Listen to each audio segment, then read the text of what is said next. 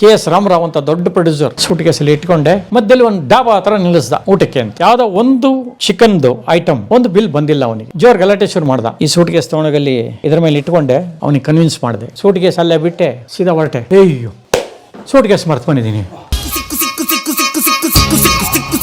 ಬಾರೆ ಸೊಕ್ಕು ಸುಂದರೇ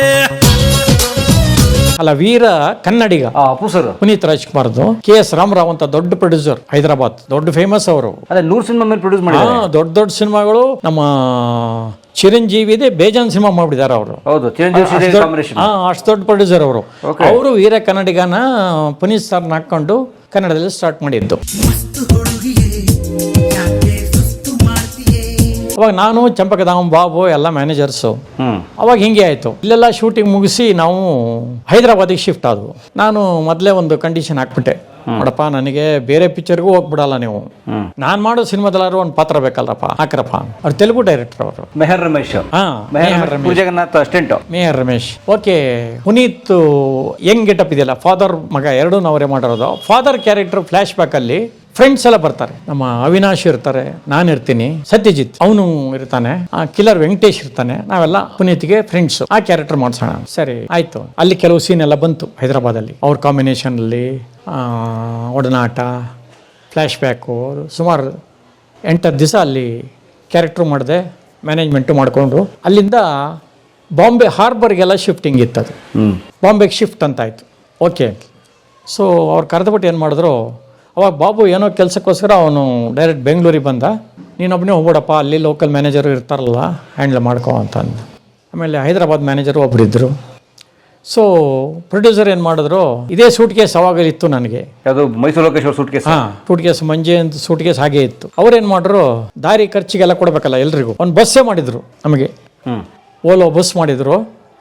ಅದರಲ್ಲಿ ಸುಮಾರು 35 ಜನಕ್ಕೆ ಎಲ್ಲ ಟೆಕ್ನಿಷಿಯನ್ಸ್, ಮೇನ್ ಟೆಕ್ನಿಷಿಯನ್ಸ್ ಅವರು ಇವರು ಯಾರನ್ನ ಫ್ಲೈಟಲ್ಲಿ ಕಳಿಸ್ಬೋದು ಅವ್ರನ್ನೆಲ್ಲ ಕಳಿಸ್ಬಿಟ್ರು. ಬೇಕನ್ನೆಲ್ಲ ಇವರನ್ನು ಕರ್ಕೊಂಡು ನೀನು ಇಂಥ ಜಾಗ ಬಂದ್ಬಿಡಪ್ಪ, ಅವ್ರಿಗೆಲ್ಲ ಊಟ ತಿಂಡಿಗೆ ಅದೇನಿದೆ ನೋಡ್ಕೊಂಡು ಕೊಟ್ಬಿಡು, ಆಮೇಲೆ ಹೋದ ಕೂಡಲೇ ಇಲ್ಲಿ ಏನಾರು ಬೇಕಾಗುತ್ತೆ ಖರ್ಚಿಗೆಲ್ಲ ಇಟ್ಕೊಂಡ್ರು ಲೆಕ್ಕ ಅಂತ 1 ಲಕ್ಷ ರೂಪಾಯಿ ಕೊಟ್ಟರು ಖರ್ಚಿಗೆ ಅಂತ. ಸೂಟ್ ಕೇಸಲ್ಲಿ ಇಟ್ಕೊಂಡೆ 1 ಲಕ್ಷ ತಗೊಂಡು ಹೊರಟೆ. ಸೊ ದಾರಿಲಿ ಸ್ಟಾರ್ಟ್ ಆದ ಕೂಡಲೇ ಏನು ಮಾಡಿದೆ, ಬಸ್ ಸ್ಟಾರ್ಟ್ ಆಯಿತು. ಬಸ್ಸಲ್ಲಿ ಒಬ್ಬೊಬ್ಬರಿಗೂ 300 ರೂಪಾಯಿ ಕೊಟ್ಕೊಂಬಂದೆ, ಊಟ ತಿಂಡಿ ದಾರಿ ಖರ್ಚಿಗೆ ಅಂತ. ಏನಾರು ಮಾಡ್ಕೊಳ್ಳಿ ಅವರು, ಒಡೆಯರ್ ಹೊಡಲಿ, ತಿನ್ನೋರು ತಿನ್ನಲಿ, ಉಪವಾಸ ಎಕ್ಸ್ಪೆನ್ಸಸ್ 300 ರೂಪಾಯಿ. ಹೊರಟ್ರೂ ಸಾಯಂಕಾಲ ಹೋಗಿ ತಲುಪೋತಿಗೆ ಬೆಳಗಿನ ಜಾವ ಆಗುತ್ತೆ. ಸೊ ಊಟ ತಿಂಡಿಗೆ ಅಂಥೇಳಿ 300 ರೂಪಾಯಿ ಎಲ್ರಿಗೂ ಕೊಟ್ಬಿಟ್ಟೆ. ಅದು ಒಂದು 15,000 ರೂಪಾಯಿವರೆಗೂ ಖರ್ಚಾಗಿತ್ತು. ಬಾಕಿದೆಲ್ಲ ಹಂಗೆ ಇಟ್ಕೊಂಡಿದ್ದೆ. ಮಧ್ಯದಲ್ಲಿ ಒಂದು ಡಾಬಾ ಹತ್ರ ನಿಲ್ಲಿಸ್ದ ಊಟಕ್ಕೆ ಅಂತ. ಎಲ್ಲರೂ ದಬ ದಬ ದಬ ಅಂತ ಹೋದರು. ಅವ್ರವ್ರಿಗೆ ಇಷ್ಟ ಕಾಸು ಕೊಟ್ಬಿಟ್ಟಿಲ್ಲ. ಸೊ ನನಗೇನು ಲೆಕ್ಕ ನೋಡೋ ಅವಶ್ಯಕತೆ ಇಲ್ಲ. ಅವ್ರು ತಿಂದಷ್ಟು. ಸೊ ಅವರವರೇ ಎಲ್ಲ ತಿನ್ನಕ್ಕೆ ಶುರು ಮಾಡಿದ್ರು. ಸರ್ದಾರ್ಜಿ ಓನರು. ಅಷ್ಟು ಜನಲ್ಲಿ ಅವನು ಎಷ್ಟು ಚೆನ್ನಾಗಿ ಲೆಕ್ಕ ಇಟ್ಟಿದ್ದಾನೆ ಅಂದರೆ, ಯಾವುದೋ ಒಂದು ಚಿಕನ್ದು ಐಟಮ್ ಆರ್ಡ್ರ್ ಮಾಡೋದು ಯಾರೋ ಒಬ್ಬರದು, ಒಂದು ಬಿಲ್ ಬಂದಿಲ್ಲ ಅವನಿಗೆ. ಜೋರು ಗಲಾಟೆ ಶುರು ಮಾಡ್ದ. ಇಷ್ಟು ಜನ ಇದ್ದೀರಾ, ಕರೆಕ್ಟಾಗಿ ನೋಡಿ ನ್ಯಾಯವಾಗಿ ಕೊಟ್ಬಿಡಿ, ಯಾರು ಮಿಸ್ ಮಾಡಿದ್ದೀರಾ, ಇನ್ನೊಂದು ಚಿಕನ್ ನಂಗೆ ಲೆಕ್ಕ ಬರಬೇಕು. ಎಲ್ಲರನ್ನೂ ಕೇಳಿದೆ, ನೀವು ಕೊಟ್ರನಪ್ಪ, ನೀವು ನಾವು ಕೊಟ್ಟಿದ್ದೀವಿ. ಹಮ್ತಿಯಾ ನೀನು ಇಚ್ಛೇಸನೋ, ಯಾರೂ ಬಾಯ್ ಬಿಡ್ತಾ ಇಲ್ಲ. ಸರಿ ಟೈಮ್ ಆಗುತ್ತೆ ಅಂತ ಹೊರಟು ಎಲ್ಲ. ಈ ಸೂಟ್ ಕೇಸ್ ತೊಗೊಂಡೋಗಲ್ಲಿ ಇದ್ರ ಮೇಲೆ ಇಟ್ಕೊಂಡೆ, ಕ್ಯಾಶ್ ಟೇಬಲ್. ಅವನಿಗೆ ಕನ್ವಿನ್ಸ್ ಮಾಡಿದೆ. ಈಗ ಬೇರೆ ಯಾರ ಬಸ್ನವ್ರು ಕರ್ಕೊಂಬಂದರೆ ಅವನಿಗೆ ಕಮಿಷನ್ ಕೊಡ್ತೀರ ತಾನೇ ನೀವು, ಯಾವುದೇ ಹೋಟ್ಲರಾದರೂ. ಈ ಬಸ್ ತೊಗೊಂಡು ನಿಲ್ಸುತ್ತಲ್ಲ ರಾತ್ರಿ, ನನಗೆ ಕಮಿಷನ್ ಕೊಟ್ಟಿದ್ದೀನಿ ಅನ್ಕೊಂಬಿಡು. ಅವ್ನು ಯಾವನ ತಿಂದು ಹಾಕಿದ್ದಾನೆ, ಒಬ್ಬಂದು ಬಂದಿಲ್ಲ ಅಂದೆಲ್ಲ ನೀನು, ಅದನ್ನು ಜಮಾ ಹಾಕ್ಕೊಂಬಿಡು. ನಾನೀಗಲ್ಲ ಅವರಿಗೆಲ್ಲ ದುಡ್ಡು ಕೊಟ್ಟುಬಿಟ್ಟಿದ್ದೀನಿ. ಮತ್ತು ಇದೊಂದು ಲೆಕ್ಕ ನಾನು ಕೊಡೋಕ್ಕಾಗಲ್ಲ. ಎಷ್ಟೋ 150 ರೂಪಾಯಿ ಏನೋ ಅದು, ಅದನ್ನು ನಾನು ಲೆಕ್ಕ ಬರೆಯೋಕ್ಕಾಗಲ್ಲ. ಈಗ ಕ್ಯಾಸ ವಯಸ್ಸೇ ಬೋಲ್ರೆ ಅಚ್ಚಾ ಚಲೋ ಅಂದ. ಸರಿ, ಆ ಖುಷಿಲಿ ಏನು ಮಾಡಿದೆ, ಸೂಟ್ ಕೇಸ್ ಅಲ್ಲೇ ಬಿಟ್ಟೆ. ಎಲ್ಲಿ? ಕೌಂಟ್ರ್ನಲ್ಲಿ ಸರ್ದಾರ್ಜಿ ಹತ್ರ ಸೀದಾ ಹೊರಟೆ. ಬಸ್ ಹತ್ಬಿಟ್ರಿ? ಬಸ್ ಹತ್ಕೊಂಡೆ. ಎಲ್ರದ್ದು ಆಯಿತು. ಎಲ್ರಿಗೂ ಮತ್ತೆ ರಿವಿಟ್ ಎದ್ದೆ, ಯಾಕರಪ್ಪ ಹಿಂಗೆ ಮಾಡಿದ್ರಿ ಅಂತೆಲ್ಲ ಹೇಳಿದೆ. ಹೇಳ್ಬಿಟ್ಟು ಮುನ್ಗಡೆ ಸೆಕೆಂಡ್ ರೋನಲ್ಲಿ ನಾನು ಕೂತಿದ್ದೆ. ಅಲ್ಲಿಗೆ ಬಂದು ಕೂತ್ಕೊಂಡು ಕೂಡಲೇ ಹಿಂಗೆ ಮೇಲ್ಗಡೆ ಯಾವಾಗಲೂ ಸೂಟ್ ಕೇಸ್ ಇಡೋದು ನಾನು. ಅಯ್ಯೋ ಸೂಟ್ ಕೇಸ್ ಮರ್ತು ಬಂದಿದ್ದೀನಿ. 85,000 ಇದೆ. ಈ ಸಿನಿಮಾ ಆ್ಯಕ್ಟಿಂಗು ಸೇರಿ ಕೆಲಸ ಮಾಡಿದ್ದು ಸೇರಿ 40,000 ಸಿಕ್ಕಿರೆ ಹೆಚ್ಚು ನನಗೆ. ಏನಪ್ಪ ಗ್ರಾಚಾರ ಬಂತು, ಇದು ನಡ್ಕ ಶುರು ಆಗೋಯ್ತು. ಹೋದೆ ಡ್ರೈವರ್ ಹತ್ರ, ಯೂಟರ್ನ್ ತೊಗೊಳಪ್ಪ ಬೇಗ, ಸೂಟ್ ಕೇಸ್ ಮರ್ತು ಬಂದಿದ್ದೀನಿ ಅಂದೆ. ಸರ್ ಇಲ್ಲೆಲ್ಲೋ ಯೂಟರ್ನ್ ಇಲ್ಲ ಸರ್, ಇನ್ನು 3 ಕಿಲೋಮೀಟ್ರ್ ಹೋಗ್ಬೇಕು ಅಂದ. 3 ಕಿಲೋಮೀಟ್ರ್ ಹೋಗಿ ಯೂಟರ್ನ್ ತಗೊಂಡು ವಾಪಸ್ ಇಲ್ಲಿ ಬರೋದ್ರೊಳಗೆ ಸುಮಾರು 3/4 ಗಂಟೆ ಆಗಿದೆ.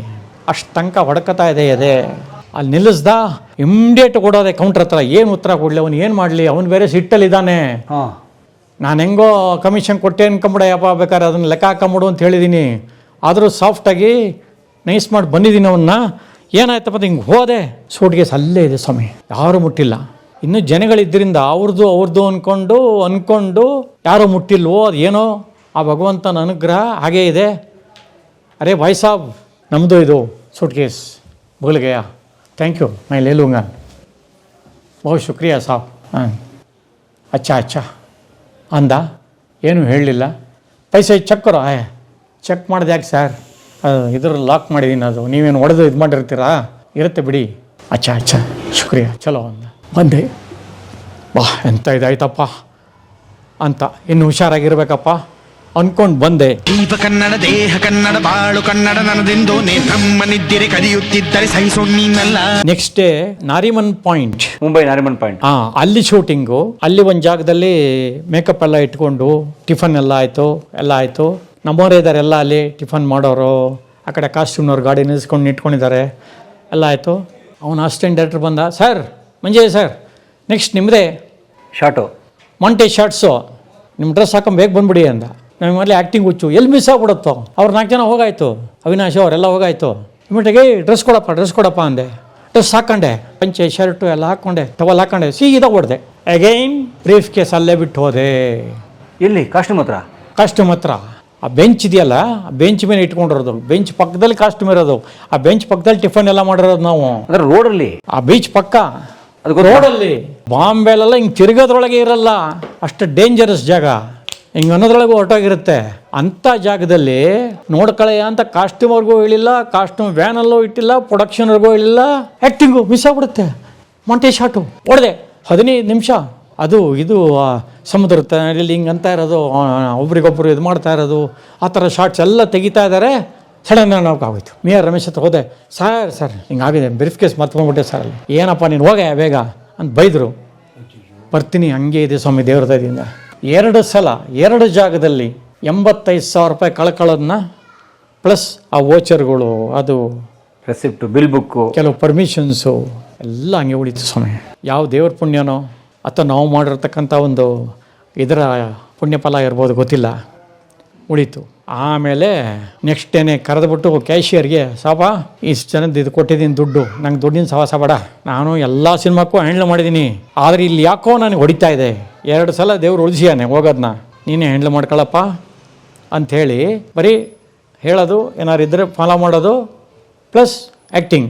ಅಲ್ಲಿ ಇನ್ನೂ ಸುಮಾರು ದಿವಸ ಇತ್ತು ಕ್ಯಾರೆಕ್ಟರ್ಗಳು. ಅಲ್ಲಿ ಶೂಟ್ ಮಾಡೋದು ನಾವೆಲ್ಲ.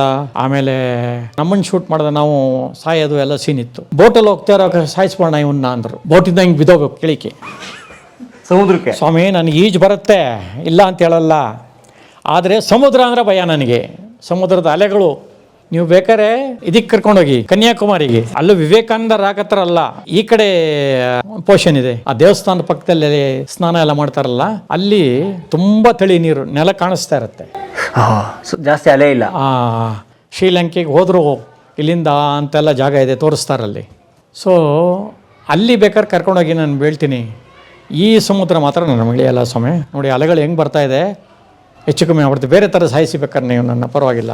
ಆಮೇಲೆ ನನ್ನ ಮರಳ ಮೇಲೆ ಶೂಟ್ ಮಾಡೋದು ಎಲ್ಲ ಮಾಡಿ ತೆಗೆದ್ರು ಬಿಡಿ, ಸಮುದ್ರ ತಳ್ಳಿಲ್ಲ. ಛೇ.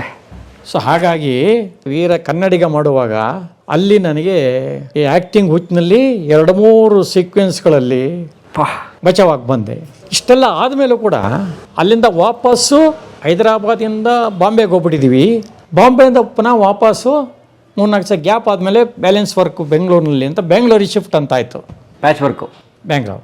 ಅವಾಗ ಏನು ಮಾಡೋರು ಪ್ರೊಡ್ಯೂಸರು, ಸೊ ಒಂದು ಕೆಲಸ ಮಾಡಪ್ಪ, ನೋಡೋ ಇಷ್ಟು ಜನ ಬರ್ತಾ, ನೀವೇನು 35 ಜನ ಬಂದ್ರಿ ಬಸ್ಸಲ್ಲಿ, ಆ 35 ಜನಕ್ಕೆ ಟಿಕೆಟಿಗೆ ನೀನು ಎಲ್ಲರದ್ದು ಲೀಸ್ಟ್ ರೆಡಿ ಮಾಡು, ಟ್ರೈನ್ ಟಿಕೆಟ್. ವಾಪಸ್ ಬರೋಕ್ಕೆ. ಸೊ ಎಲ್ಲರದ್ದು ಲೀಸ್ಟ್ ರೆಡಿ ಮಾಡು, ಎಲ್ರಿಗೂ ಟಿಕೆಟ್ ರೆಡಿ ಮಾಡಿಸ್ಬಿಡ್ತೀನಿ ಅಂದರು. ಸರಿ ಅಂದೆ. ಎಲ್ಲರದ್ದು ಕುಲ ಗೋತ್ರ ಕೇಳ್ಕೊಂಡು, ವಯಸ್ಸು ಕೇಳ್ಕೊಂಡು, ಎಲ್ಲರದ್ದು ಗೀಜೆಲ್ಲ ಕೇಳ್ಕೊಂಡು ರೆಡಿ ಮಾಡಿ ಕೊಟ್ಟೆ ಅವರಿಗೆ. ಅಲ್ಲಿ ಇನ್ನೂ ಟೈಮ್ ಇತ್ತಲ್ಲ, 8 ದಿನ ಟೈಮ್ ಇತ್ತಲ್ಲ. ಸೊ ಹೋದ್ರು, ಬುಕ್ ಮಾಡಿದ್ರು ಎಲ್ರಿಗೂ. ಈ 35 ಜನ ಜೊತೆಗೆ ಒಂದು 8-10 ಕಾಸ್ಟ್ಯೂಮ್ ಬಾಕ್ಸ್ಗಳು, ಒಂದು 4 ಪ್ರಾಪರ್ಟಿ ಬಾಕ್ಸು, 12 ಬಾಕ್ಸ್ಗಳು, ಪ್ಲಸ್ ಇನ್ನು ಕೆಲವು ಸಣ್ಣ ಪುಟ್ಟ ಸಾಮಾನುಗಳು, ಪ್ಲಸ್ ಕ್ಯಾಮ್ರಾ, ಅದರ ಎಕ್ವಿಪ್ಮೆಂಟ್, ಇಷ್ಟನ್ನು ಈ 35 ಜನಲ್ಲಿ ನಾನು ಟ್ರೈನಲ್ಲಿ ಕರ್ಕೊಂಬರ್ಬೇಕು. ಬರೀ ಜನ ಅಲ್ಲ. ಸೊ ಅಲ್ಲಿ ಸ್ವಲ್ಪ ಎಕ್ಸ್ಪೆನ್ಸಸ್ ಜಾಸ್ತಿ ಬಾಂಬೆನಲ್ಲಿ. ಸೊ ಇವರು ತೊಗೊಂಡೋದು ದುಡ್ಡೆಲ್ಲ ಆಲ್ಮೋಸ್ಟ್ ಖಾಲಿಯಾಗಿದೆ. ಅವರಿಗೇನು ಫೋನ್ ಮಾಡಿದ್ರೆ ದುಡ್ಡು ಬಂದಿರ್ತಿತ್ತು, ಅದ್ರಲ್ಲಿ ಬೇರೆ ರಪ್ಪ ಇದು ದಾರಿ ಖರ್ಚಿಗೆ ಇಂತಿಂಥವ್ರಿಗೆ ಇಷ್ಟಿಷ್ಟು, ನಿನಗೆ ಟ್ರಾನ್ಸ್ಪೋರ್ಟೇಷನ್ಗೆ ಒಂದು 5,000 ರೂಪಾಯಿ ಇಟ್ಕೊ. 5,000 ಟ್ರಾನ್ಸ್ಪೋರ್ಟೇಷನ್? ಸಾಕು. ನನಗೇನು ಅಲ್ಲಿ ಗೊತ್ತೇ ಇಲ್ಲ ಅದ್ರ ಲೆಕ್ಕಾಚಾರ ಅಲ್ಲಿದು ಬಾಂಬೆದು. ಸರ್ ಹಂಗೂ ಹೆಚ್ಚು ಕಮ್ಮಿ ಆಗ್ಬಿಟ್ರೆ ಸರ್ ಅಷ್ಟೊಂದೆಲ್ಲ ಇದೆ, ಲಗೇಜು ಗಿಗೇಜು ಅಂತ. ನಿನ್ನ ಹತ್ರ ಇಲ್ವೇನೆಯಾ ಕಾಸು? ನೀನೊಂದು 5,000 ಅಡ್ವಾನ್ಸ್ ಇಸ್ಕೊಂಡಿದೀಯಾ, ಪ್ಲಸ್ ಇಲ್ಲಿ ಬಾಟ ಗೀಟ ಅದು ಇದು ಅಂತ ನಿರ್ತೊಂದು 8,000 ಇರಬೇಕಲ್ಲ. ಇದೆ ಸರ್, ಸಾಕಲ್ಲ ಬಿಡು. ಹಾಂ ಸರ್ ಅದನ್ನೊಂದು 5 ಮನೆಗೆ ಕಳಿಸ್ಬೋಣ ಅಂತ ಇದ್ದೆ. ಇರಲಿ ಅಡ್ಜಸ್ಟ್ ಮಾಡ್ಕೊಂಡು ಬಾಪ ನೋಡೋಣ. ಸರಿ ಎಲ್ಲ ಕಾಯ್ತಾ ಇದ್ದೀವಿ. ಯಾಕೋ ಡೌಟ್ ಆಯಿತು, ಟಿಕೆಟ್ ಚೆಕ್ ಮಾಡಿದೆ. ನವಿ ಮುಂಬೈ ಅಂತ ಇದೆ ಪಿಕಪ್ ಪಾಯಿಂಟ್. ರೈಲು ಸೆಂಟ್ರಲ್ ಸ್ಟೇಷನ್ ಅಲ್ಲ, ನಾವು ಸೆಂಟ್ರಲ್ಲಿದ್ದೀವಿ, ಸೆಂಟ್ರಲ್ ಹತ್ತತ್ರ ವಿಕ್ಟೋರಿಯಾ ಟರ್ಮಿನಸಲ್ಲಿ. ಸೊ ಇಮಿಡಿಯೇಟಾಗಿ ಒಂದು ಗಾಡಿ ಬುಕ್ ಮಾಡ್ಕೊಂಡು ಎಲ್ರಿಗೂ ಆಟೋಲ್ಲಿ ಬಂದ್ಬಿಟ್ರಪ್ಪ ಅಂತ ಅವ್ರಿಗೆಲ್ಲ ಹೇಳಿ ಸೀದಾ ನಾನು ಗೂಡ್ಸ್ ಗಾಡಿನಲ್ಲಿ ನವಿ ಮುಂಬೈಗೆ ಹೋಗಿ ತಲುಪಿದ್ದಾಯಿತು. ಅಲ್ಲೇ ಹೋಯ್ತಾ ಒಂದು 2,000 ಡಮಾರ ಎಲ್ಲ ತಗೊಂಡು ಇಳಿಸ್ಕೊಂಡು ಎಷ್ಟೊತ್ತಿಗೆ ಟೈಮು? ಸರ್ ಇನ್ನು 2 ಗಂಟೆ ಟೈಮ್ ಆಯ್ತು. ಪರವಾಗಿಲ್ಲ ಟೈಮ್. ಕಾ ಜಾನ ಸರ್? ಬ್ಯಾಂಗ್ಳೂರ್. ಅರೇ ಬ್ಯಾಂಗ್ಳೂರ್ ಟ್ರೈನ್ ಇದ್ರ ನೈನ್ ಇರ್ತಾ. ತೀಸ್ರಾ ಅಂತಾನೆ. ಇಲ್ಲಿಂದ 2 ಪ್ಲಾಟ್ಫಾರ್ಮ್ ದಾಟ್ಬೇಕು ಸರ್ ನೀವು. ಹಾಂ ಇನ್ನು 2 ಪ್ಲಾಟ್ಫಾರ್ಮ್ ದಾಟ್ಬೇಕಾ? ಇಷ್ಟೊಂದೆಲ್ಲ ಮತ್ತೆ ಹೆಂಗಪ್ಪ ಹೊತ್ಕೊಂಡು ಹೋಗೋದು ಇದು? ಇವ್ರುಗಳು ಕಾಸ್ಟ್ಯೂಮರ್ ಇರೋರು ಇಬ್ಬರು, ನಾವಿಬ್ಬರಿಗೆ 1 ಬಾಕ್ಸ್ ಸರಿ ಆಗುತ್ತೆ ಸರ್. ಎತ್ಕೊಂಡು ಹೋಗ್ತೀವಿ ಆ ಕಡೆ ಒಬ್ರು ಈ ಕಡೆ ಒಬ್ರು. ತೂಕ ಎಷ್ಟು ರೌಂಡ್ ಹೊಡೆಯೋಕ್ಕಾಗತ್ತೆ ಸರ್ ನಾವು? ಇಲ್ಲಿ ಪೋರ್ಟ್ರ್ಗಳಿಗೆ ಹೇಳ್ಬಿಡಿ ಸರ್, ಅವ್ರಿಗೆ ಕರೆದ್ಬಿಟ್ಟು ಇಷ್ಟೂ ಇಲ್ಲಿಂದ 2ನೇ ಪ್ಲಾಟ್ಫಾರ್ಮ್ ಬೆಂಗಳೂರು ಟ್ರೈನಿಗೆ ಶಿಫ್ಟ್ ಮಾಡಬೇಕಪ್ಪ. 10,000 ರೂಪಾಯಿ ಕೊಡಿ ಸರ್ ಅಂತ. 10,000ನ ಏನೇ ಹೆಂಗೆ ಹೇಳ್ತಾ ಇದ್ದೀರಾ ನೀವು?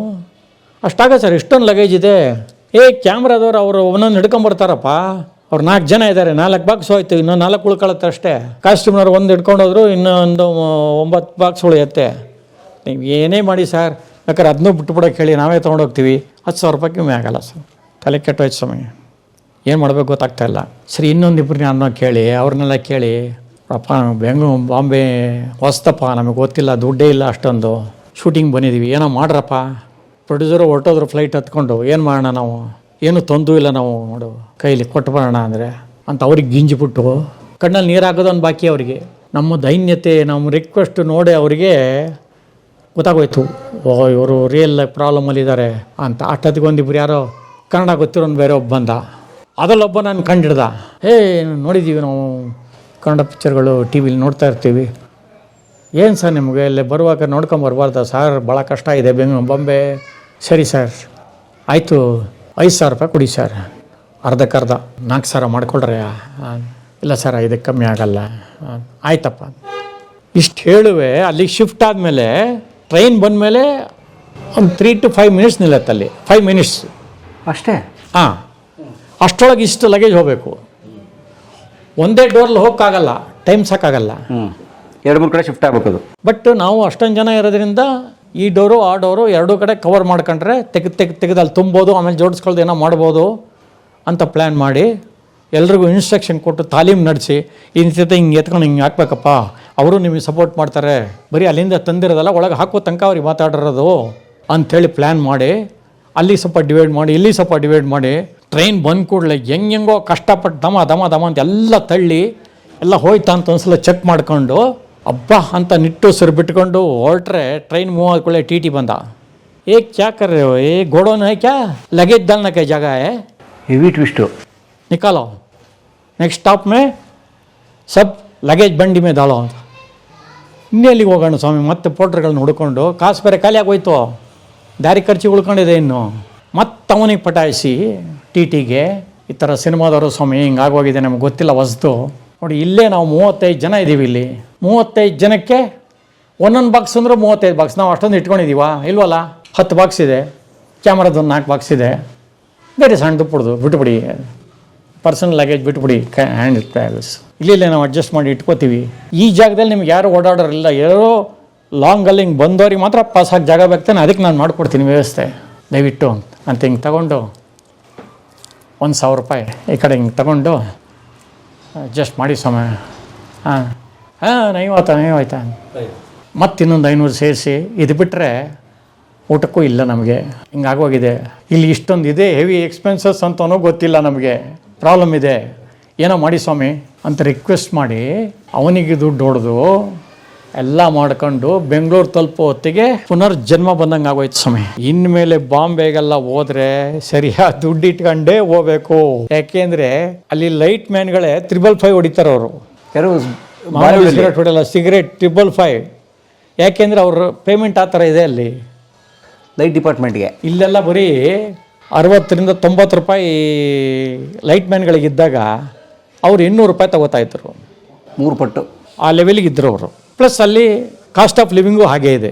ನಿಮಗಿಲ್ಲಿ ಒಂದು ವಿಗ್ ಮಾಡೋಕ್ಕೆ 5,000 ರೂಪಾಯಿ ಚೆನ್ನಾಗಿರೋ ವಿಗ್ ಮಾಡ ಅಂದರೆ ಇಲ್ಲಿ ಲೋಕಲ್ನವ್ರು ಮಾಡಿಬಿಡ್ತಾರೆ. ಬಟ್ ಅಲ್ಲಿ ಕ್ವಾಲಿಟಿ ಕಮ್ಮಿ ಕೊಡ್ತಾರೆ ಅಂತ ಹೇಳಲ್ಲ, ಒಳ್ಳೆ ಕ್ವಾಲಿಟಿ ಕೊಡ್ತಾರೆ. 1.5 ಲಕ್ಷ ಹೇಳ್ತಾರೆ ಅವರು. ಬಟ್ ಹಾಗೆ ಇರುತ್ತೆ ಅದು ಕ್ವಾಲಿಟಿ. ಬಟ್ ಕಾಂಜಿ ಪಿಂಜಿ 10,000 20,000 ಅಂತ ಇಲ್ವೇ ಇಲ್ಲ ಬಿಡಿ ಅಲ್ಲಿ. ರೂಲ್ಸ್ ಪ್ರಕಾರ ಪೂರ್ವಾನುಮತಿ ಇಲ್ಲದೆ ವಿಕಲಚೇತನರ ಪರವಾಗಿ ಬೇರೆ ಎಕ್ಸಾಮ್ ಬರೆಯೋ ಹಾಗಿಲ್ಲ. ನಾವು ಮಜಾ ಅಂತ ಒಂದು ತಮಿಳು ಪಿಕ್ಚರ್ ಮಾಡಿದ್ನಲ್ಲ, ಅವಾಗ ಹಾಗೆ ವಿಕ್ರಮ್ ಸರ್ದು. ಅವಾಗ ಮೀಸೆಗಳು ಥ್ರೂಔಟ್ ಬೇಕಲ್ಲ ಅಂದ್ಬಿಟ್ಟು ಆ ಕಾಮಿಡಿ ಮಣಿವಣ್ಣನ ಅಲ್ಲ ಇನ್ನೊಬ್ರು ಯಾರೋ ಗುಂಡುಮಣಿ ಸಂದಿಲ್ಲ, ಅವ್ರ ಕ್ಯಾರೆಕ್ಟ್ರಿಗೆ ಅವನು 3 ಮಾಡಿಸಿದ್ದ. ಥ್ರೂಔಟ್ ಪಿಕ್ಚರಿಂದ ಬೇಕಾಗತ್ತೆ ಸರ್ ಅಂತ. ಒಂದೇ ಥರದ್ದು 3 ಬೇಕಾಗುತ್ತೆ ಸರ್ ಥ್ರೂಔಟ್, ಹೇಳೋಕ್ಕಾಗಲ್ಲ. ಫೈಟ್ ಗೀಟೆಲ್ಲ ಇದೆ, ಕಾಮಿಡಿ ಸೀನ್ ಬೇರೆ. ಸೊ 3ಕ್ಕೆ ಒಂದೊಂದು ಮೀಸೆಗೆ 1,000 ಆ ಕಾಲದಲ್ಲಿ. ನಿಮಗಿಲ್ಲಿ 150-200 ರೂಪಾಯಿ ಕೊಟ್ಟರೆ ಒಂದು ಮೀಸೆ ಮಾಡಿಕೊಟ್ಬಿಡ್ತಾರೆ. ಹಾಗೆ ಕೆಲವಕ್ಕೆಲ್ಲ ಏನಾಗುತ್ತೆ ಅಂತಂದರೆ ಸೇಫ್ಟಿಗೋಸ್ಕರ ಮಾಡಿಸ್ಬೇಕಾಗತ್ತೆ. ಕಾಸ್ಟ್ಯೂಮ್ಗಳು ಅಷ್ಟೇ. ಕೆಲವು ಸಲ ಹೀರೋ ಕಾಸ್ಟ್ಯೂಮಿಗೆ ಏನಾಗುತ್ತೆ, ಡ್ಯೂಪ್ಗಳಿಗೆ ಕೊಡಬೇಕಾಗತ್ತೆ. ಅಂದರೆ ಇವ್ರದ್ದು ಡೂಪ್ ಮಾಡೋದು, ಕೆಲವು ಜಂಪಿಂಗು ಅಥವಾ ಟ್ರಿಕ್ ಶಾಟ್ಸು, ಬೈಕ್ ಜಂಪು, ಆಮೇಲೆ ಇದನ್ನು ಹಾಕ್ಬಿಟ್ಟು ಕೇಬಲ್ ಹಾಕಿ ಪಲ್ಟಿ ಹೊಡೆಯೋದು ಎಲ್ಲ ಇರುತ್ತಲ್ಲ, ಅದನ್ನು ಎರೇಸ್ ಮಾಡ್ತಾರೆ. ಬಟ್ ಮಾಡೋಕ್ಕೆ ಬರೀ ಕ್ಯೂ ಕೊಡ್ತಾರೆ ಹೀರೋ. ಕೆಲವು ಶಾರ್ಟ್ಸಲ್ಲಿ ಅವರೇ ಮಾಡಬೇಕಾಗತ್ತೆ. ಅಂದರೆ ಸ್ವಲ್ಪ ಮೂಮೆಂಟಿಗೆಲ್ಲ ಹಾಕಿದಲ್ಲೇ ಮಾಡಬೇಕಾಗತ್ತೆ. ಮಾಡಿದ್ರು ಕೂಡ ಸೊ ಅವ್ರಿಗೊಂದು ಡ್ಯೂಪ್ ಮಾಡಬೇಕು, ಅವ್ರಿಗೇ ಒಂದು ತೂತಾಗತ್ತೆ ಅದು. ಸೊ ಅವ್ರಿಗೆ 1 ಪ್ಲಸ್ ಅವ್ರ ಡ್ಯೂಪಿಗೆ ಅವನಿಗೆ 2, ಇವರಿಗೆ 2, 4 ಸೇಫ್ಟಿಗೆ 1 ಅಲ್ಲಲ್ಲೇ ಕಂಟಿನ್ಯೂಟಿ ಬರುತ್ತೆ ಅಂತ. ಸೊ ಒಂದೇ ಥರದ 5 ಡ್ರೆಸ್ ಹೊಲಿಬೇಕಾಗತ್ತೆ ಕೆಲವು ಕಡೆ. ಅದು ಪ್ಲ್ಯಾನಿಂಗು ಸೀನ್ ಬರೆಯುವಾಗ ಪ್ಲ್ಯಾನಿಂಗ್ ಮಾಡುವಾಗ ಪ್ರೋಗ್ರಾಮ್ ಹಾಕುವಾಗಲೇ ಈ ಡ್ರೆಸ್ ಕಂಟಿನ್ಯೂಟಿ ಬರುತ್ತೆ, ಇಲ್ಲಿ ಫೈಟ್ ಬರುತ್ತೆ, ಇದು ನೀರಲ್ಲಿ ಫೈಟ್ ಬರುತ್ತೆ, ಅಥವಾ ಇದು ಈ ಥರ ಇದೆ, ಅದರಿಂದ ಇದಕ್ಕೆ ಡ್ಯೂಪ್ ಜಾಸ್ತಿ ಬೇಕು, ಡ್ಯೂಪ್ ಡ್ರೆಸ್ಸು ಅಂತ ಪ್ಲ್ಯಾನ್ ಮಾಡಬೇಕು. ಇಲ್ಲ ಅಂದ್ರೆ ಏನಾಗುತ್ತೆ, ಅಲ್ಲಿ ಶೂಟಿಂಗಲ್ಲಿ ವೆಯ್ಟಿಂಗ್ ಆಗೋಗುತ್ತೆ, ಅಥವಾ ಅದೇ ಥರ ಮ್ಯಾಚಿಂಗ್ ಸಿಗಲ್ಲ. ಇನ್ನು 5 ನಿಮಿಷ ತಡವಾಗಿ ಕರ್ಕೊಂಡ್ಬಂದಿದ್ರೆ ನಾನೇನು ಆ ಬ್ರಹ್ಮ ಬನಿದು ನಿಮ್ಮನ್ನು ಬದುಕೋಕೆ ಸಾಧ್ಯ ಇರಲಿಲ್ಲ. ನನಗೆ ಜ್ಞಾಪಕ ಇದೆ, ಯಾವುದೋ ಒಂದು ಸಿನಿಮಾ ರೌಡಿ ರಾಜನ ಅಂತ ಗೊತ್ತಿಲ್ಲ, ಒಂದು ಪಾತ್ರನ ಜೋಸೆಮನ್ನು ಮಾಡಿದ್ರು. ಅದೇನಾಯ್ತು ಅಂದರೆ ಮಧ್ಯದಲ್ಲಿ ಶೆಡ್ಯೂಲ್ ಗ್ಯಾಪ್ ಆಯಿತು. ಜೋಸೆಮನ್ನು ಯೂಸ್ ಮಾಡಿದ್ದು ಶರ್ಟ್ ಥರದ್ದೇ ಫೋಟೋ ಮಾತ್ರ ಇದೆ. ಆ ಒರಿಜಿನಲ್ ಏನು ಮಾಡಿದ್ದಾನೆ, ಅವನು ಲಾಂಡ್ರಿಗೆ ಹಾಕ್ಬಿಟ್ಟಿದ್ದಾನೆ ಕಾಸ್ಟ್ಯೂಮರು. ಆ ಲಾಂಡ್ರಿ ಅವನು ಬೀಗ ಹಾಕೊಂಡು ಊರಿಗೆ ಹೊರಟೋಗಿದ್ದಾನೆ. ಅವತ್ತು ಬೇಕೇ ಬೇಕು, ಡ್ರೆಸ್ ಸಿಗ್ತಾ ಇಲ್ಲ, ಬಟ್ ಫೋಟೋ ಇದೆ. ಸೊ ಇನ್ನೊಬ್ಬ ಕಾಸ್ಟ್ಯೂಮರ್ ಏನು ಮಾಡ್ದ, ಅದನ್ನ ಫೋಟೋ ಹಿಡ್ಕೊಂಡು ಇಡೀ MG ರೋಡೆಲ್ಲ ಸುತ್ತಾಡ್ದ. ಒಂದು ಶರ್ಟ್ ಕರೆಕ್ಟ್ ಮ್ಯಾಚಿಂಗ್ ಸಿಕ್ತು, ಸೈಜ್ ಆಗ್ತಾ ಇಲ್ಲ, ಸೈಜ್ ಜೋಸೆಮನ್ಗೆ ಹೋಗ್ತಾ ಇಲ್ಲ ಅದು. ಸರಿ, ಆಮೇಲೆ ಏನು ಮಾಡಿದ್ರು, ಆ್ಯಕ್ಚುಲಿ ಅವರು ರೇಪ್ ಸೀನ್ ಇದ್ದಿದ್ದು ಬ್ಯಾಲೆನ್ಸು. ಹೇಗೂ ರೇಪ್ ಸೀನ್ ತಾನೆ. ಸೊ ಅರ್ಧ ತೋಳು ಆಲ್ರೆಡಿ ಬಿಚ್ಚಿದಾನೆ ಅನ್ನೋ ಥರ ಮಾಡಿ, ಇಲ್ಲಿ ಮಾತ್ರ ಹಿಂಗೆ ಹಾಕ್ಕೊಳ್ಳಿ, ಹಿಂಗೆ ಶರ್ಟ್ ತೆಗ್ದಂಗೆ ಮಾಡಿ ರೇಪ್ ಮಾಡೋಕ್ಕೆ ಹೋಗ್ತೀಯಾನೆ ಅನ್ನೋ ಥರ ಮಾಡ್ಕೊಳ್ಳಿ ಅಂತೇಳಿ. ಯಾಕೆಂದರೆ ಪೂರ ಹಾಕೋಕ್ಕೆ ಸೈಜ್ ಚಿಕ್ಕದು, ಅದನ್ನು ಫುಲ್ ಬಿಚ್ಚಿ ತೋರ್ಸೋಕ್ಕಾಗಲ್ಲ, ಈಗ ತೋರ್ಸೋಕ್ಕಾಗಲ್ಲ. ಅದಕ್ಕೆ ಆಲ್ರೆಡಿ ಅರ್ಧ ಬಿಚ್ಚಿಬಿಟ್ಟಿದ್ದಾನೆ ಅನ್ನೋ ಥರ ಒಂದು ತೋಳು ಮಾತ್ರ ಹಿಂಗೆ ಹಾಕ್ಕೊಂಡಿರಿ, ಇದನ್ನು ತೆಗೆದುಬಿಟ್ಟು ರೇಪ್ ಮಾಡೋಕ್ಕೆ ಹೋಗೋ ಥರ ಶಾರ್ಟ್ ತಗೊಳ್ಳೋಣ ಅಂತ ಪ್ಲ್ಯಾನ್ ಮಾಡಿ ಸೀನ್ ಮುಗಿಸಿದ್ದು ನಾವು. ಹೌದು, ಒಳ್ಳೆ ಐಡಿಯಾ. ಸೊ ಈ ಥರ ಏನಾಗುತ್ತೆ, ಐಡಿಯಾಗಳು ಮಾಡಿ ಎಲ್ಲ ವರ್ಕೌಟ್ ಆದರೆ ಪರವಾಗಿಲ್ಲ, ಇಲ್ಲಾಂದರೆ ಕಂಟಿನ್ಯೂಟಿ ಇದ್ದಾಗ ಭಾಳ ಕಷ್ಟ ಆಗ್ಬಿಡುತ್ತೆ, ಇಲ್ಲ ರೀಶೂಟ್ ಬರುತ್ತೆ. ಅದರಿಂದ ಸೊ ಈ ಥರ ನಾವು ಪ್ಲ್ಯಾನಿಂಗ್ ಮಾಡುವಾಗಲೇ ಯಾವ್ಯಾವ ಡ್ರೆಸ್ಸು ರಿಪೀಟ್ ಆಗುತ್ತೆ, ಥ್ರೂಔಟ್ ಯಾವ್ದು ಬರುತ್ತೆ, ಫೈಟಲ್ಲಿ ಯಾವ್ದು ಬರುತ್ತೆ, ಡ್ಯೂಪಿಗೆ ಯಾವ್ದು ಬರುತ್ತೆ ಅಂತ ಪ್ಲ್ಯಾನ್ ಮಾಡಿ ಅದಕ್ಕೆ ತಕ್ಕಂಗೆ ನಂಬರ್ ಆಫ್ ಶರ್ಟ್ಸ್ನಾಗಲಿ ಪ್ಯಾಂಟ್ ಆಗಲಿ ತೊಗೋಬೇಕು. ಅದನ್ನು ಹೇಳುವಾಗ ನನಗೆ ಇನ್ನೊಂದು ಜ್ಞಾಪಕ ಬರುತ್ತೆ. ನಾವು ಉತ್ಕರ್ಷ ಮಾಡುವಾಗ ದೇಸಾಯಿ ಅವರು, ಅದೇ ಅಂಜಲಿ ಅವರು ಸ್ವಿಮ್ಮಿಂಗ್ ಪೂಲ್ ಸೀನು ನೀವು ಹೇಳಿದ್ರಲ್ಲ, ಅದನ್ನು ಮಾಡುವಾಗ ಅಂಬರೀಷ್ ಅದಲ್ಲಿ ಪಾತ್ರ ಮಾಡಿದ್ರಲ್ಲ ಪೊಲೀಸು, CBI ಆಗಿ. ಮಂಜಯ್ಯ ಸರ್, ಈ ತರ ಫೋನ್ ಮಾಡೋದು ಒಂಥರ ಕ್ರೇಜಿ ಅಲ್ಲ? ಹೌದು, ಒಂಥರ ಕ್ರೇಜೆ. ನಾಗರಾಜ್ ಅಂತ ಒಬ್ಬ ಕಸ್ಟಮರ್ ಇದ್ದ ಅವಾಗ, ಕಪ್ಪಿಗೆ ಮದ್ರಾಸಿಂದ ಬರೋನು ಅವನು. ಅವನು ಪರ್ಮನೆಂಟ್ ಅವಾಗ ಇವರಿಗೆ ಅಂಬರೀಷ್ ಸ್ವಲ್ಪ ದಿನ. ಅವನು ಗಣಸಿ ನಾಗರಾಜ್ ಅಲ್ಲ, ಗಣಸಿ ನಾಗರಾಜ್ ಅಲ್ಲ, ಮಡ್ರಾಸ್ ನಾಗರಾಜ್ ಅವನು. ಆ ವ್ಯಕ್ತಿ ಅದೆಲ್ಲ ಅವರು ಒಂದು ಕ್ಯಾಪ್ ಬೇರೆ ಹಾಕೊಂಡಿರ್ತಾರಲ್ಲ, ಹೌದು, ಆ ಥರ ಕ್ಯಾಪು ಪ್ಲಸ್ ಶೂಸು, ಅವರ ಡ್ರೆಸ್ಗಳು ಎಲ್ಲೋದ್ನೂ 3 ಜೊತೆ ಮಾಡಿಬಿಟ್ಟಿದ್ದಾನೆ. ಯಾಕಪ್ಪ ಇಷ್ಟೊಂದು ಅಂದರೆ, ಸರ್ ಥ್ರೋಟ್ ಪಿಕ್ಚರ್ ಇದೆ, ಒಂದು ಚಿಕ್ಕದೊಂದು ಫೈಟ್ ಬೇರೆ ಬರುತ್ತೆ, ಅದರಲ್ಲೇನು ಹಿಂಗೆ ತೂತ ಮಾಡಿ ಹಾಕೋದಿಲ್ಲದೆ ಇರ್ಬೋದು. ಫೈಟ್ ಯಾವ ಥರ ತೆಗಿತಾರೆ ಹೇಳೋಕ್ಕಾಗಲ್ಲ. ಫೈಟ್ ಅಂತೂ ಇರೋದು ನನಗೆ ಗೊತ್ತಿದೆ. ಸೊ ಡ್ಯೂಪಿಗೊಂದು ಬೇಕು. ಇವರು ಥ್ರೋಔಟ್ ಯೂಸ್ ಮಾಡ್ತಾರೆ ಅಂತ ನಾವು ಡೈಲಿ ವಾಶ್ ಮಾಡಲೇಬೇಕು ಹೀರೋಗಳದ್ದೆಲ್ಲ, ಇಲ್ಲ ಬೈದು ಬಿಡ್ತಾರೆ. ಸೊ ಸೇಫ್ಟಿಗೆ ನನಗೆ ಬೇಕೇ ಬೇಕು ಸರ್. 3ಕ್ಕೆ ಎಷ್ಟಾಗೋಯ್ತು? ಹತ್ತಿರ 5, 3, 15, 1.5 ಲಕ್ಷ ಸೂಟು ತಾನೆ. Suit, boot, cap. ಸೊ ಕಾಸ್ಟ್ಯೂಮಿಗೆ 1.5 ಲಕ್ಷ. ಹಾಂ, ನಾವೇನು ಪ್ಲ್ಯಾನ್ ಮಾಡಿರ್ತೀವಿ, ಒಂದೇ ಡ್ರೆಸ್ ಥ್ರೂ ಔಟ್ ಇರ್ತಾರೆ ಅವರು, ಒಂದು 25,000 ಸಾಕು ಅಂತ ನೀವು ಬಜೆಟಲ್ಲಿ ಹಾಕೊಂಡ್ರೆ ಹೋಯ್ತು ಕತೆ. ಯಾವ ಟೈಮಲ್ಲಿ ಹೆಂಗೆ ಬೇಕಾಗತ್ತೆ ಗೊತ್ತಿಲ್ಲ. ನಿಮಗೆ ಇದಕ್ಕೆ ಮುಂಚೆ ಒಂದು ಹೇಳಿದ್ದೆ, ವಿಷ್ಣುವರ್ಧನ್ದು ಸೀನಿಗೆ ಸಂಬಂಧಪಟ್ಟಿದ್ದು ತಗೊಂಬರ್ತೀನಿ ಅಂತ ಶಿವ ನನ್ನ ಗಲಾಟೆ ಮಾಡ್ದ ಕಾಸ್ಟ್ಯೂಮರು. ಅಲ್ಲಿ ಹೋದಾಗ ಪ್ಯಾಂಟ್ ಮ್ಯಾಚ್ ಆಗಲಿಲ್ಲ, ಪ್ರೇಮಂದು ಅದಕ್ಕೂ ಅಂತ. ಸೊ ಆ ಥರ ಆಗ್ಬಿಡುತ್ತೆ. ಸೊ ನಾವು ಎಷ್ಟೇ ಪ್ಲ್ಯಾನ್ ಮಾಡ್ಕೊಂಡಿದ್ರು ಕೂಡ ಸಿನಿಮಾದಲ್ಲಿ ಏನಾಗತ್ತೆ ಅಂತ ಸೀಕ್ವೆನ್ಸ್ ಹೇಳೋಕ್ಕಾಗಲ್ಲ. ಎಲ್ಲ ಥರ ಪ್ಲ್ಯಾನ್ ಹಂಗೆ ಆಗಿರಬೇಕು. ಸೊ ಅದರ 3 ಸೆಟ್ ಅಂಬರೀಷ್ ಸರ್ಗೆ ಇಟ್ಕೊಂಡಿದ್ದಾಗ ಅಬ್ಬಾ. ಈವನ್ ಪ್ಲ್ಯಾನ್ ಮಾಡುವಾಗಲೂ ಅಷ್ಟೇ, ಕೂತ್ಕೊಂಡು ಪ್ಲ್ಯಾನ್ ಮಾಡ್ತಾರಲ್ಲ ಅಸೋಸಿಯೇಟ್ ಡೈರೆಕ್ಟ್ರು, ಮ್ಯಾನೇಜರು ಎಲ್ಲ ಕೂತ್ಕೊಂಡು ಪ್ಲ್ಯಾನ್ ಮಾಡುವಾಗ ಸುಮ್ಮನೆ ಬ್ಲೈಂಡಾಗಿ ಡೇಟ್ಗಳು ಹಾಕ್ಬಿಟ್ರೆ ಆಗಲ್ಲ. ಫಸ್ಟು ಕಲಾವಿದರನ್ನು ಈ ಡೇಟಿಂದ ಈ ಡೇಟ್ ನಮ್ಮ ಶೆಡ್ಯೂಲ್ ಪ್ಲ್ಯಾನಿಂಗ್ ಇದೆ ಸ್ವಾಮಿ, ಇಷ್ಟರಲ್ಲಿ ನೀವು ಯಾವ್ಯಾವತ್ತು ಸಿಗ್ತೀರಾ ಅದನ್ನು ನೋಟ್ ಮಾಡ್ಕೋಬೇಕು. ಇಷ್ಟರಲ್ಲಿ ನಾವು ಪ್ಲ್ಯಾನ್ ಮಾಡಿ ಹೇಳ್ಬೋದಾ ಸ್ವಾಮಿ ನಿಮಗೆ? ಓಕೆ, ಎಲ್ಲರದ್ದು ಪ್ಲ್ಯಾನ್ ಮಾಡ್ಕೊಂಡ ಮೇಲೆ ಚಾರ್ಟ್ ಇಟ್ಕೊಂಡು ಸೀನ್ ವೈಸ್ ಬರ್ಕೊಂಡು ಕ್ಯಾಲೆಂಡರ್ ಇಟ್ಕೊಂಡು, ಯಾಕೆ ಅಂತಂದರೆ ಕೆಲವು ಪ್ರೊಡ್ಯೂಸರು ನಾ ಸಂಡೇಸ್ ಮಾಡಲ್ಲ ಕಣಯ್ಯ, ಯಾಕೆ ಡಬಲ್ ಬಾಟ ಕೊಡಬೇಕು ಅಂತಾರೆ. ಕೆಲವರು ಡೇಟು ಲೊಕೇಶನ್ನು ಪ್ರಾಬ್ಲಮ್ ಆಗತ್ತೆ ಅನ್ನುವಾಗ ಮಾತ್ರ ಸಂಡೇಸ್ ಮಾಡ್ಕೊಳ್ಳಿ ಅಂತಾರೆ. ಇನ್ನು ಕೆಲವು ಸಲ ಸೆಕೆಂಡ್ ಸಂಡೇ ಶೂಟಿಂಗ್ ಮಾಡೋಂಗಿಲ್ಲ, 100 ಕಿಲೋಮೀಟ್ರನ್ನ ಮೇಲೆ ಮಾಡ್ಬೋದು. ಸೊ ಅವಾಗ ನೀವು ಅನಿವಾರ್ಯವಾಗಿದ್ದರೆ ಏನು ಮಾಡಬೇಕು, ಹಿಂದಿನ ದಿವಸನೇ ಹೊರಟು ಮೈಸೂರಿಗೆ ಹೋಗಬೇಕು, ಅಥವಾ ಈ ಕಡೆ ಎಲ್ಲರೂ 100 ಕಿಲೋಮೀಟ್ರ್ ಮೇಲೆ ಅವತ್ತು ಹೊರಡೋಂಗಿಲ್ಲ, ಹಿಂದಿನ ದಿವಸನೇ ಹೋಗಿ ಹಾಲ್ಟ್ ಮಾಡಬೇಕಾಗತ್ತೆ. ಈ ಥರ ಸಮಸ್ಯೆ ಇರುತ್ತೆ. ಸೊ ಇದನ್ನೆಲ್ಲ ಲೆಕ್ಕಾಚಾರ ಹಾಕ್ಕೊಂಡು ಸೆಕೆಂಡ್ ಸಂಡೇ ಯಾವಾಗ ಬರುತ್ತೆ, ಸಂಡೇಸ್ ಯಾವಾಗ ಬರುತ್ತೆ, ಗೌರ್ಮೆಂಟ್ ಹಾಲಿಡೇಸ್ ಯಾವ್ದು ಬರುತ್ತೆ, ಅದನ್ನೆಲ್ಲ ಚಾರ್ಟಲ್ಲಿ ಟಿಕ್ ಮಾರ್ಕ್ ಹಾಕೋಬೇಕು. ಹಾಕ್ಕೊಂಡು ಈ ಆರ್ಟಿಸ್ಟ್ ಡೇಟು, ಇಲ್ಲಿಂದ ಇಲ್ಲಿಗೆ, ಇಲ್ಲಿಗೆ ಈ ಥರ ಲೊಕೇಶನ್ಸ್ ಬೇಕು. ಇಲ್ಲಿ ಆಫೀಸ್ ಗೌರ್ಮೆಂಟ್ ಆಫೀಸು, ಈ ಗೌರ್ಮೆಂಟ್ ಆಫೀಸ್ ಕೊಡೋದೇ ಅವರು ಸಾಟರ್ಡೆ ಸಂಡೇ, ಆಗ ವಿಧಿ ಇಲ್ಲ, ಸಂಡೇ ಮಾಡಲೇಬೇಕು. ಅದರ ಬದಲು ಪ್ರೈವೇಟ್ ಯಾವ್ದಾರ ಇದೆಯಾ ಅದನ್ನು ಹುಡುಕಬೇಕು. ಅದು ಸಿಕ್ಲಿಲ್ವೋ ಅವಾಗ ಆಲ್ಟರ್ನೇಟ್ ವಿಧಿ ಇಲ್ಲ, ಸಂಡೇ ಮಾಡೋಣ. ಸೊ ಈ ಥರ ಡೇಟು, ರಜೆಗಳು, ಹಾಲಿಡೇ, ಗೌರ್ಮೆಂಟ್ ಹಾಲಿಡೇ, ಗೌರಿ ಹಬ್ಬ ಇದೆ, ಉಗಾದಿ ಇದೆ, ಅವಾಯ್ಡ್ ಮಾಡಬೇಕು.